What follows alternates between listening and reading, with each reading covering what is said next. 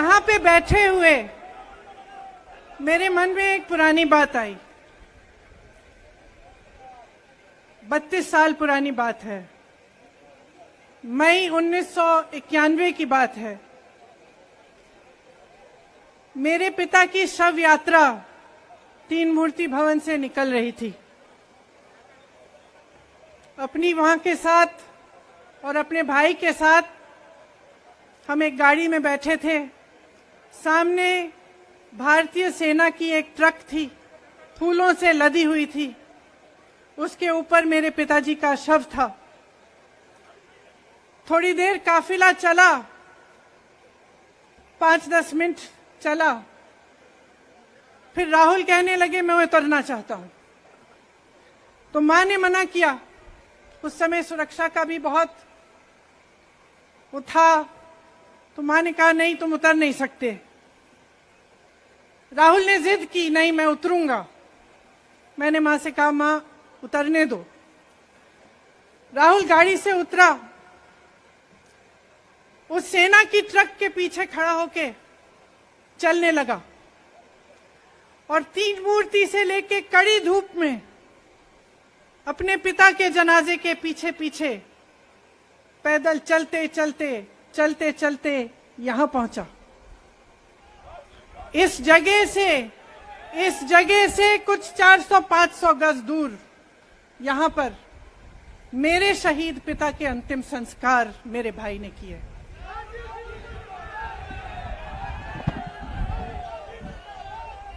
सुनिए, वो चित्र मेरे दिमाग में अभी भी है, मेरे मन में है।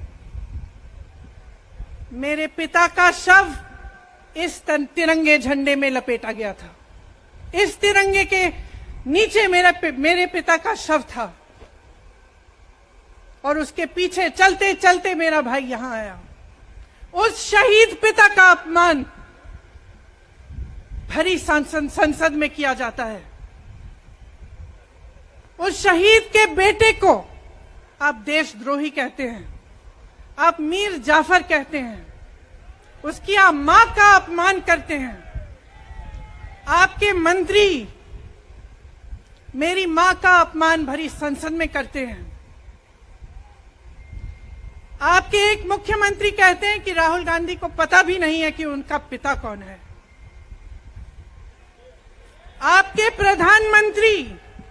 आपके प्रधानमंत्री भरी संसद में खड़े होकर कहते हैं कि ये परिवार नेहरू नाम को इस्तेमाल क्यों नहीं करता। पूरे परिवार का अपमान करते हैं। कश्मीरी पंडित समाज के रिवाज का अपमान करते हैं, जिसके तहत एक बेटा अपने बाप के मरने पर पगड़ी पहनता है, परिवार की परंपरा को आगे बढ़ाता है। लेकिन आप पर कोई मुकदमा नहीं होता। आपको 2 साल की कोई सजा नहीं मिलती। आपको जेल की सजा नहीं मिलती। आपको संसद से कोई बाहर नहीं निकालता। आपको मना नहीं करता कि 8 सालों के लिए आप चुनाव नहीं लड़ सकते। क्यों? मैं पूछना चाहती हूं क्यों? आज तक हम चुप रहे हैं। हमारे परिवार का अपमान करते गए। मेरे भाई ने क्या कहा? संसद में वो मोदी जी के पास गए और उनसे गले लगे।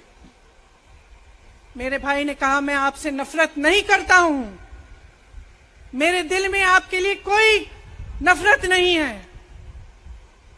हमारी विचारधारा अलग है, लेकिन हमारी नफरत की विचारधारा नहीं है। तो मैं पूछना चाहती हूं, एक आदमी का कितना अपमान करोगे? कितना अपमान करोगे? क्या यही है इस देश की परंपरा? आप परिवारवादी कहते हैं, तो भगवान राम कौन थे? भगवान राम को वनवास में भेजा गया। उन्होंने अपने परिवार, अपनी धरती के प्रति अपना धर्म निभाया। क्या भगवान राम परिवारवादी थे? क्या पांडव परिवारवादी थे कि वो अपने परिवार की संस्कारों के लिए लड़े? और हमें क्या शर्म आनी चाहिए कि हमारे परिवार के सदस्य शहीद हुए इस देश के लिए, कि इस झंडे में उनका खून है, इस धरती में उनका खून है, इस देश के लोकतंत्र को मेरे परिवार के खून ने सींचा है। और जो सोचता है कि हमें अपमानित करके हमें डराएंगे, हमें धमकाएंगे, जो सोचता है कि तमाम एजेंसियों को लगाकर हम पे छापे मारकर हमसे कुछ भी कर ले, हमें डराएंगे, वो गलत सोचते हैं। हम डरने वाले नहीं हैं। हम और मजबूती से लड़ेंगे। हम इस देश के लोकतंत्र के लिए कुछ भी करने के लिए तैयार हैं। इस देश के लोकतंत्र को, इसकी नींव कांग्रेस पार्टी के महान महापुरुषों ने डाली है। कांग्रेस पार्टी लड़ी इस देश की आजादी के लिए और आज भी इस देश की आजादी के लिए ही लड़ रही है। कभी कभी मैं सोचती हूं, मुझे समझ में नहीं आता कि पब्लिक क्या सोच रही है। क्या देख नहीं रही है क्या हो रहा है? क्या आपको दिख नहीं रहा है कि आपकी सारी संपत्ति लूटी जा रही है, एक आदमी को दी जा रही है, गिने चुने उद्योगपतियों को सब कुछ दिया जा रहा है। किसकी संपत्ति है? ये राहुल गांधी की संपत्ति है, ये आपकी संपत्ति है। ये पीएसयू किसके हैं? किसके लिए बनाए गए? आपके लिए बनाए गए, जो ऐसे एक के बाद एक इनको बेचे जा रहे हैं, दिए जा रहे हैं। इसी से तो आपका रोजगार आता है। छोटे उद्योगों से, छोटे व्यापारियों से आपका रोजगार आता है। किसी बड़े अडानी से नहीं आता। रोजगार नहीं देते, छीनते हैं आपका रोजगार। तो आप समझ क्यों नहीं पा रहे हैं? आप गैस के सिलेंडर के लिए 1000 रुपए दे रहे हैं और यहां आपकी सारी संपत्ति किसी को सौंपी जा रही है। राहुल गांधी जी ने क्या कहा? अरे कौन सा इतना बड़ा जुल्म कर लिया कि आपसे 2 सवाल पूछ लिए, जवाब नहीं दे पाए ना, घबरा गए। और जो अहंकारी होते हैं, तानाशाह होते हैं, क्या करते हैं? जब सवालों का जवाब नहीं दे पाते तो पूरी सत्ता को लेकर जनता को दबाने की कोशिश करते हैं। जो सवाल उठाता है उसको दबाने की कोशिश करते हैं। आपने कभी सोचा है, आंखें खोलिए, आपने कभी सोचा है कि ये पूरी सरकार, ये सारे मंत्री, ये सारे सांसद एक आदमी को बचाने की क्यों इतनी कोशिश कर रहे हैं? इस अडानी में है क्या कि इसको आप सारी संपत्ति दे रहे हो देश की? 20 हजारों करोड़ शेल कंपनियों में इनकी हैं और आप इन पे इंक्वायरी नहीं कर सकते। ये अडानी है कौन कि आप सब उनका नाम उठते ही बौखला जाते हैं और उनको बचाने में लग जाते हैं? देखिए, आप इस देश के देशवासी हैं, ये देश आपका है, ये लड़ाई आपकी है। आज तमाम नौजवान बेरोजगार क्यों हैं? हम इश्तेहार तो देख रहे हैं, होर्डिंग देख रहे हैं, मदर ऑफ डेमोक्रेसी लिखा है, कहते हैं कि हमारी अर्थव्यवस्था बहुत तेजी से आगे बढ़ रही है, तो इतने नौजवान बेरोजगार क्यों हैं? तो जहां जहां हम जाते हैं बेरोजगार नौजवान क्यों दिखते हैं? इतनी महंगाई क्यों है? इतनी महंगाई क्यों है? क्या आप इतने बड़े काम कर सकते हो लेकिन एक गैस सिलेंडर का दाम कम नहीं कर सकते? आप छोटे व्यापारियों की मदद नहीं कर सकते? आप रोजगार नहीं बनवा सकते? तो फिर आपकी सरकार किस काम की है? लोगों को दबाने के लिए है या अडानी जी को आगे बढ़ाने के लिए है? तो आज ये समय आ गया है कि हमें गंभीरता से सोचना पड़ेगा। ये सरकार पूरी कोशिश करती है कि आपका ध्यान भटकाया जाए। अब आप सोचिए, कन्याकुमारी से कश्मीर तक एक आदमी चला, उसके साथ लाखों लोग चले। क्या पैगाम लेके चला? किस लिए चला? उसके दिल में क्या भावना थी कि लाखों लोग देश भर से उससे जुड़ के चले? समता, एकता की भावना थी। आज आपके सारी मीडिया, आपके सारे मंत्री, आपके सारे सांसद, आपके सारे कार्यकर्ता कह रहे हैं कि राहुल जी ने विदेश जाकर देश का अपमान किया, राहुल जी ने एक वर्ग का अपमान किया। क्या एक आदमी जो कन्याकुमारी से लेकर 5000 किलोमीटर कश्मीर तक चल के ये रोज रोज कहता है कि इस देश को एक होना चाहिए, सबको समान दृष्टि से देखना चाहिए, क्या ये आदमी देश का अपमान कर सकता है?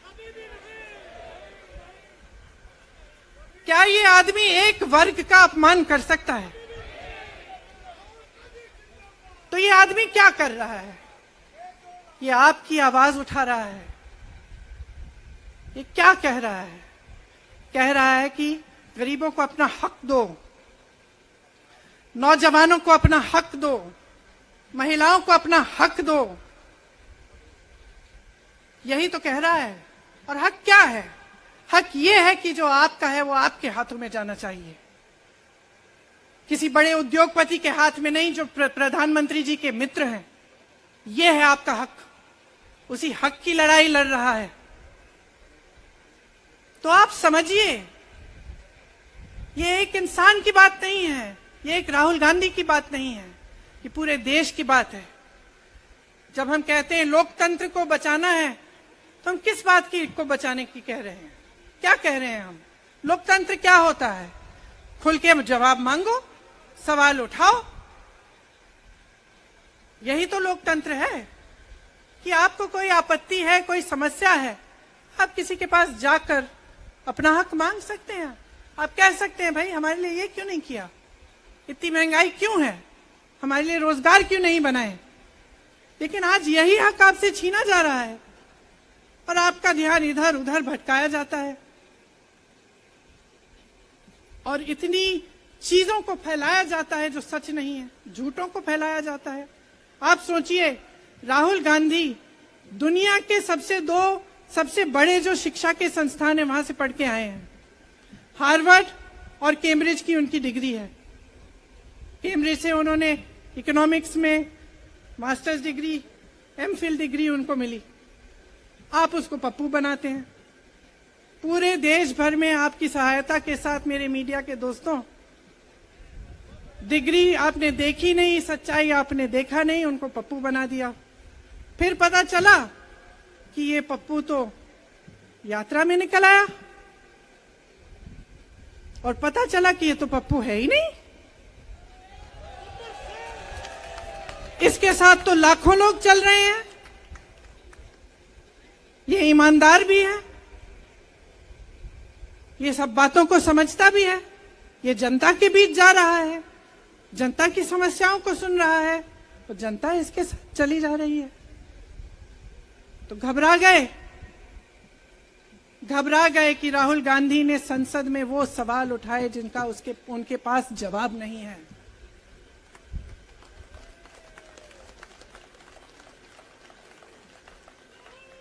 क्या किया सुन लीजिए।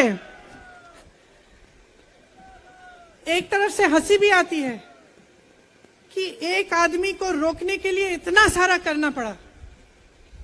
जिस आदमी ने राहुल जी के खिलाफ सूरत में कंप्लेंट लगाई, आपको मालूम है कि पिछले साल उसने खुद कचहरी में जाके बोला इस पे आप स्टे लगा दीजिए।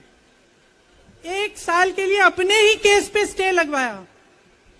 फिर वापस कब गए केस खुलवाने के लिए? राहुल गांधी के संसद में अडानी पे के भाषण देने के 1 हफ्ते बाद। 1 हफ्ते बाद वो आदमी वापस जाता है, कहता है केस खोल दी, सुन लीजिए अब हम तैयार हैं।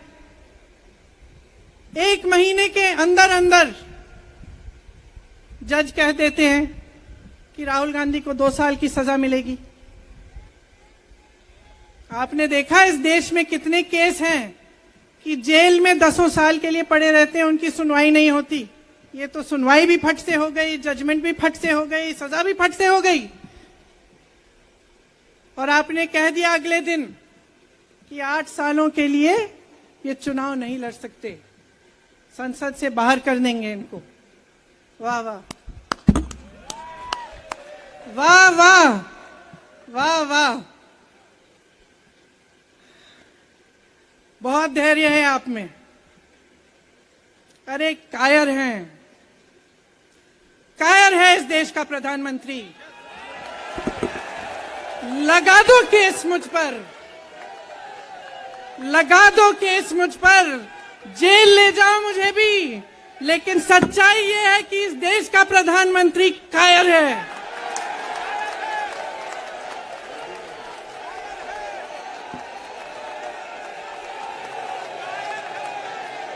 अपनी सत्ता के पीछे छुपा हुआ है, अहंकारी है, और इस देश की बहुत पुरानी परंपरा है, इस देश की बहुत पुरानी परंपरा है, हिंदू धर्म की पुरानी परंपरा है कि अहंकारी राजा को जनता जवाब देती है।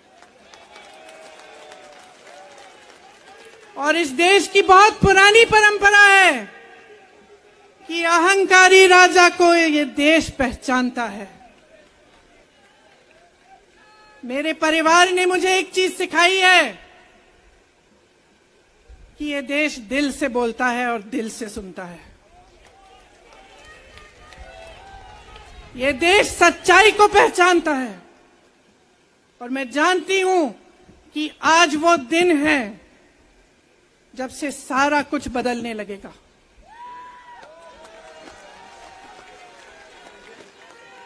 मेरे मीडिया के साथियों, मैं आपसे कहना चाहती हूं, बहुत हो गया है, बहुत हो गया है।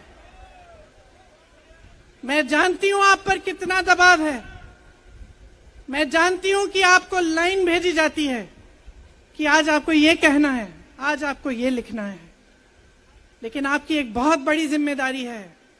आज लोकतंत्र खतरे में है। अगर सरकार सवाल उठाने वाले को 8 सालों के लिए संसद से निकाल सकती है, अगर कह सकती है कि तुम्हें चुनाव लड़ने की ही इजाजत नहीं है, तो बहुत गड़बड़ है, बहुत गलत हो रहा है, और ये लोकतंत्र के लिए ठीक नहीं है, ये इस देश के लिए ठीक नहीं है। जब आप पत्रकार बने, शुरू में जब आप काम के लिए आए, तो आपके दिल में भी ये होगी बात कि देश के लिए मैं सच्चाई बोलूंगा, मैं सच्चाई बोलूंगी। आज आप बोल नहीं पा रहे हैं, हिम्मत करिए, खड़े हो जाइए आप भी। और जैसे खड़गे जी ने कहा कि तमाम पार्टियों ने आज अपनी आवाज उठाई है, उनका हम सब धन्यवाद देते हैं। और हम सबको एक होना पड़ेगा, इसलिए होना पड़ेगा क्योंकि आज ये देश खतरे में है। आज इस देश की सारी संपत्ति एक आदमी को सौंपी जा रही है, और उस आदमी को बचाने के लिए पूरी सरकार खड़ी हो जाती है। बहुत गलत हो रहा है। अगर आज मेरे भाइयों और बहनों आप इसको पहचान नहीं पाएंगे, तो इस देश को बहुत खतरे में डाल देंगे। इसीलिए यहां खड़े हुए महात्मा गांधी जी की समाधि के कुछ ही गज दूर खड़े हुए मैं आपको याद दिलाती हूं कि कितनों ने इस देश के लिए अपना खून बहाया है, कितनों ने इस देश की धरती, इस देश की आजादी के लिए अपना खून बहाया है। ये अफसर हैं यहां तैनात खड़े हैं, इसी तरह से इनके भाई सरहद पे खड़े होते हैं हमारे लिए, आज भी अपना खून बहा रहे हैं। क्या इसके लिए, क्या अडानी जी के लिए, कि अपने देश के किसान के लिए, अपने देश के गरीब के लिए, अपने देश के छोटे व्यापारियों के लिए, महिलाओं के लिए, अपने बच्चों के भविष्य के लिए हम सब अपनी जान देने के लिए तैयार हैं। तो मैं आपसे आग्रह करती हूं, मेरे देशवासियों, आंखें खोल लो, समय आ गया है, डरो मत। राहुल गांधी के शब्दों में डरो मत, इनका सामना करने का समय आ गया है। एकजुट हो जाओ, सामना करो, इस देश की सच्चाई को उभारो, इस देश की एकता को बनाए रखो और इस देश को आगे बढ़ाओ। जय हिंद, जय हिंद, जय हिंद।